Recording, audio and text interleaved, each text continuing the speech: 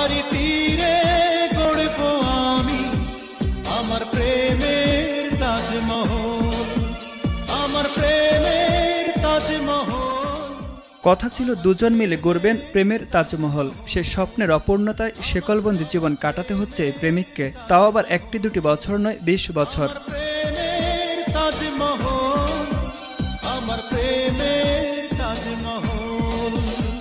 দুর্ভাগা এই প্রেমিকের নাম নজরুল। ঢাকার নবাবগঞ্জ উপজেলার বান্দুরা গ্রামের এই যুবক এখন মানসিক ভারসাম্যহীন। লাইলি মজনু কিংবা শিরি ফরাদের প্রেম কাহিনীর চেয়ে কম যায় না নজরুলের ভালোবাসার গল্প।